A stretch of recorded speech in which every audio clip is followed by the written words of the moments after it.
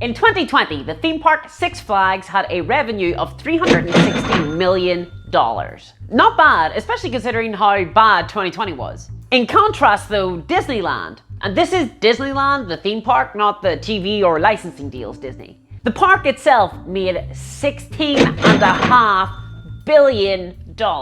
Seriously, you could get a lot of Count Duckula DVDs for that sort of moolah. So what separates these two parks? Why does one make $360 million and the other make $16.5 billion? You likely already know the answer. Disney owns an astonishingly wide and varied array of cultural touchstones. Not only the ones designed in-house, like say Mickey Mouse, but also Marvel, Star Wars, the unforgettable Avatar. Who could forget that beloved box office smashing papyrus fonted movie? And they use these cultural touchstones in their theme parks to create unique experiences. And Disney is absolutely terrified of losing their exclusive their exclusive use of these cultural touchstones, of these massive IPs by which forms the bedrock of their cultural dominance. Six Flags owns none of that. It has no unique properties like that. If it does, I don't know about it, which means ipso facto, they don't.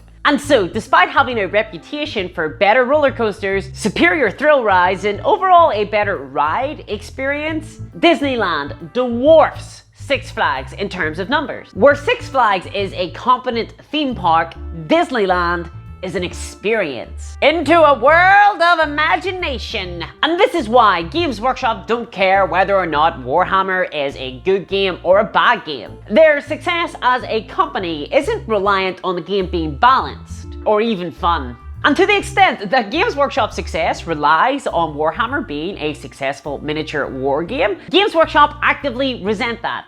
They have said on many occasions that they are a models company, not a games company, despite the name. And in fairness to them, they have never really quite been in the business of making games. Or rather, if they were, it was a really long time ago. 40K has always been a vehicle to sell Space Marines. Something to do with your little miniature men. And in the past, Games Workshop have handed over their games first properties, so things like Talisman or Dragon Quest, over to other companies in order to take care of them. They just don't care that much about games. What hope did Warhammer 40K ever really have? And to be clear, I'm not talking about the design or balance teams here. To be frank, they seem to be so overworked and under so many constraints that I'm not sure that they could ever really be functional. But I know they must really care about balance and designing a good game. They must. I have to assume that. You don't get into that sort of position without caring a lot about game design. But the problem is that as a company for Games Workshop, that's not their priority. The goal of making a good game is subservient to a greater goal, to a more clear objective. And that is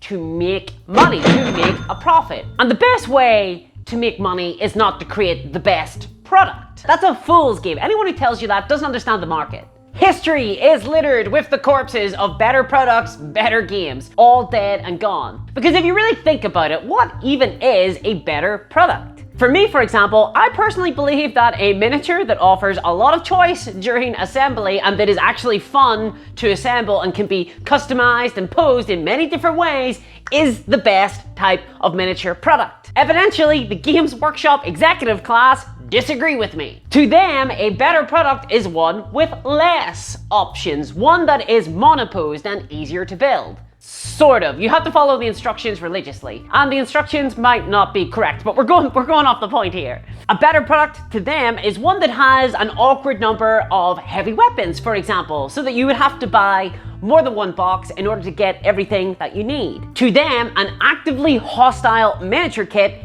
is the better product because it will sell more regardless of user experience. Thus, we as consumers, Games Workshop as a corporation, we at loggerheads here, okay? We have different goals and objectives. We want different things from miniature games. So really, it depends what we are measuring here. There are no better products, especially when it comes to entertainment. So this entire thing, this whole buying and selling business, this mercantilism, it's not about the better product, it's about what sells more, what sells better. What do people buy? And there is a lot that goes into this. Time in the market, exposure, your ability to bully your competition, union busting, loads more. But note that I did not say be the most consumer-friendly company. Unfortunately, that is sadly very rarely rewarded these days. But the one major thing that I have noticed in, I think, recent years, but it could have been going on for as long as human history, one of the most important things to the success of a company, of a corporation, now appears to be the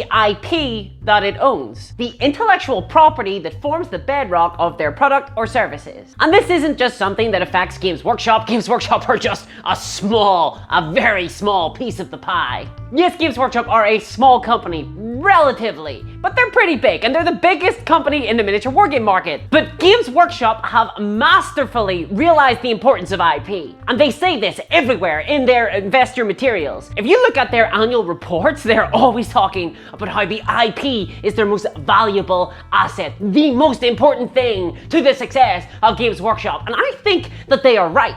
The executives of Games Workshop do not consider themselves in the miniature wargame business. No, as Heisenberg would say, they are in the empire business. And the linchpin of this empire is their IP. The IP of Warhammer 40k. The idea of Warhammer. And this is why they are so feral, so litigious when it comes to other companies even accidentally stumbling into their half of the apartment. Footsore Miniatures, for example, were originally called Warbanner. Games Workshop didn't like that. They believed it was far too close to the word Warhammer, a completely different word. And so after a letter from Games Workshop's lawyers, Warbanner had to change their name to Dark Peak Games. And then Peak Games, some random mobile app company, forced them to change their name again.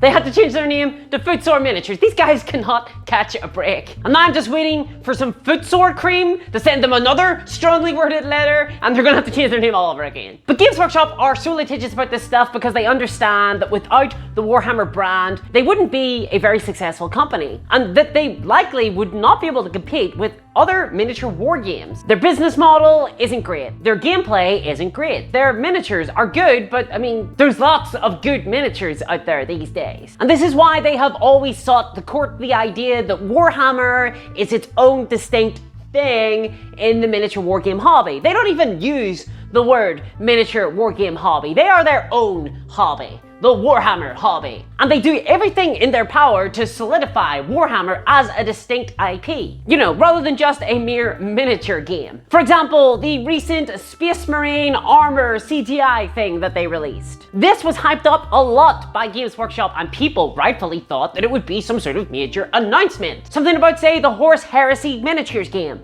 But no, it was just a random CGI of a Space Marine getting into his armor. Fine, fun, kinda cool, but if you were only interested in Warhammer 40k because of the tabletop game, it didn't have a lot to offer you. CGI things are kinda neat, but from my perspective as someone who primarily plays the miniatures war game, I was sort of hoping that it would be something related to the core product that they sell, not just a marketing trailer. And it wasn't even a trailer for the product, it was a trailer for the brand. And it is this obsession with the Warhammer brand that has ultimately constrained Warhammer and is really at the heart of a lot of Warhammer the tabletop game's problems. And this is most demonstrable in the Warhammer competitive scene. See, I know a lot of people who are very competitive when it comes to Warhammer. Those who will regularly play and test different kits, different strategies, different armies. And they play a lot of Warhammer games, okay?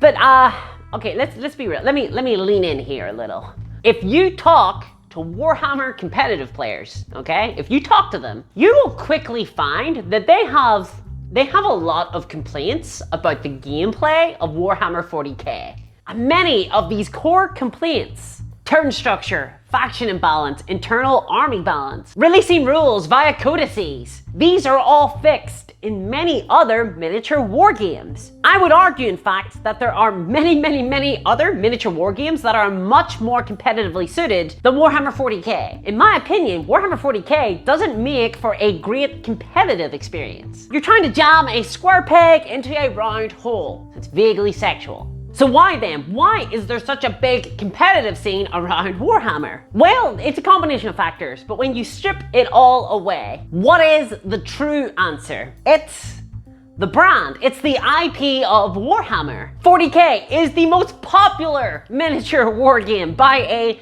long distance. And this is mostly due to the IP and the brand. First mover advantage is pretty relevant too, but mostly the IP and the brand. And this popularity means that most competitive players play it. That's it. That's all it takes. Exposure. And so, when I see Games Workshop testing the waters of what is acceptable in the miniature wargaming hobby, I despair. When they're trying out new exploitative sales tactics, like for example, the season model, I get really worried. It's like watching your kidnapper look lovingly at a chainsaw. Test it out. Give it a few vroom vrooms. Yeah, I'm gonna get worried. Because boy, that Warhammer IP sure makes sour grapes taste a lot sweeter. Especially because people will buy Warhammer and they will buy in to the Games Workshop business model, regardless of how awful it is. Because people love the world of Warhammer. They have fallen in love with the stories told in that setting. They've fallen in love with big burly space marines. And they adore the Warhammer IP, the intellectual property. And wow, people seem to be willing to forgive a lot of very bad business if it wears a familiar face. Now go and play ones. Well, how do we resolve this? Maybe we should get rid of Games Workshop's ownership of the IP. That would make for a good video. And actually, if I've done that video, it will be linked here. Otherwise, it'll be some fun video about One Page Rules, who are actively disrupting the market for Games Workshop, in my opinion. And of course, a huge thank you to my patrons. Without them, this channel would not be able to exist. And a big shout out to my Space Marine captains, Stephen Jackson and Earthwormia. Your support is greatly appreciated. And as always, I'll catch you next time. Bye-bye! Games Workshop, delenda est.